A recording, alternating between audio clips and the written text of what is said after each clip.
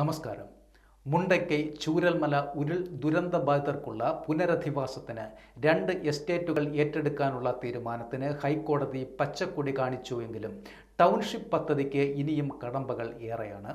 സർക്കാരിൽ നിന്ന് മതിയായ നഷ്ടപരിഹാരം ലഭിക്കുന്നില്ല എങ്കിൽ വീണ്ടും കോടതിയെ സമീപിക്കാൻ കമ്പനികൾക്ക് ഹൈക്കോടതി അനുമതി നൽകിയതിനു പുറമെ സർക്കാരിന് അവകാശപ്പെട്ട ഭൂമി സർക്കാർ വില കൊടുത്ത് വാങ്ങുന്നതിനും എതിരെ വിവിധ സംഘടനകൾ കോടതിയെ സമീപിച്ചേക്കും.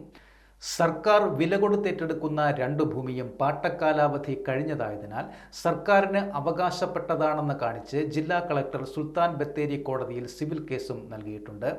എൽസ്റ്റൺ എസ്റ്റേറ്റിന്റെ കൽപ്പറ്റ ബൈപ്പാസിനോട് ചേർന്ന് പുൽപ്പാറ ഡിവിഷനിലെ 78.73 ഏക്കറും ഹാരിസൺ മലയാളം പ്ലാന്റേഷന്റെ നെടുമ്പാല എസ്റ്റേറ്റിലെ 65.41 ഏക്കർ ഭൂമിയുമാണ് ഏറ്റെടുക്കാൻ ഉത്തരവിറക്കിയത്.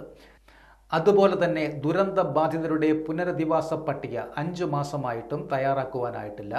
1-ാം ഘട്ടത്തിൽ പരിഗണിക്കേണ്ട 388 പേരുടെ കരട് പട്ടിക കഴിഞ്ഞ ദിവസം പ്രസിദ്ധീകരിച്ചിരുന്നു എങ്കിലും വ്യാപക പരാതിയാണ് ഉയരുന്നത്.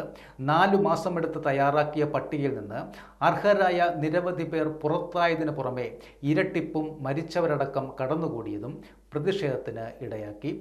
മേപ്പാടി ഗ്രാമപഞ്ചായത്ത് പ്രസിദ്ധീകരിച്ച കരട് പട്ടികയിൽ 502 ഗുണഭോക്താക്കൾ ഉണ്ടെന്നിരിക്കെയാണ് 70ഓളം പേര് 2 തവണ ഇടം പിടിച്ചിട്ടും 1-ാം ഘട്ടത്തിൽ പുനരധിവസിപ്പിക്കേണ്ടവരുടെ പട്ടിക 388ലേക്ക് ചുരുങ്ങിയത്. നവംബർ 26 സർക്കാർ ഉത്തരവിൽ കരട് പട്ടികയും അന്തിമ പട്ടികയും പ്രസിദ്ധീകരിക്കേണ്ട സമയം നൽകിയിരുന്നു. ഇതുപ്രകാരം ഉത്തരവ് തീയതി മുതൽ 10 പ്രവൃത്തി ദിവസങ്ങൾക്കകമാണ് കരട് പട്ടിക പ്രസിദ്ധീകരിക്കേണ്ടിയിരുന്നത് എങ്കിലും അത് ഉണ്ടായതുമില്ല. കേന്ദ്രം ഫണ്ട് അനുവദിക്കാത്തതും കാര്യമായി ബാധിക്കും. മുഖ്യമന്ത്രിയുടെ ദുരിതാശ്വാസ നിധിയിലേക്ക് 700 കോടി രൂപയാണ് ലഭിച്ചത്. 1000 സ്ക്വയർ ഫീറ്റുള്ള 1000 വീടുകൾ നിർമ്മിക്കാനാണ് ലക്ഷ്യമിടുന്നത്. റോഡുകൾ, സ്കൂളുകൾ, ആരാധനാലയങ്ങൾ തുടങ്ങിയവയെല്ലാം പദ്ധതിയിൽ ഉൾപ്പെടുന്നുമുണ്ട്. ദുരന്ത മേഖല സന്ദർശിച്ച പ്രധാനമന്ത്രി എല്ലാ സഹായങ്ങളും വാഗ്ദാനം ചെയ്തിരുന്നുവെങ്കിലും ഒന്നും അനുവദിച്ചിട്ടുമില്ല.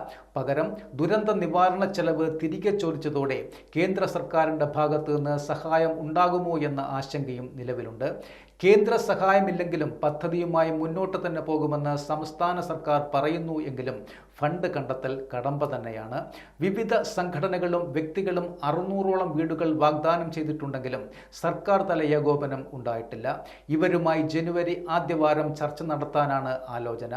ഇതിനിടെ ഇരകൾ തന്നെ കടുത്ത പ്രതിഷേധവുമായി രംഗത്തെത്തിയിട്ടുമുണ്ട്. 1000-ലധികം കുടുംബങ്ങൾ ഇപ്പോഴും ജില്ലയിലെ വിവിധ ഭാഗങ്ങളിൽ വാടക ക്വാർട്ടേഴ്സുകളിലാണ് കഴിയുന്നത്.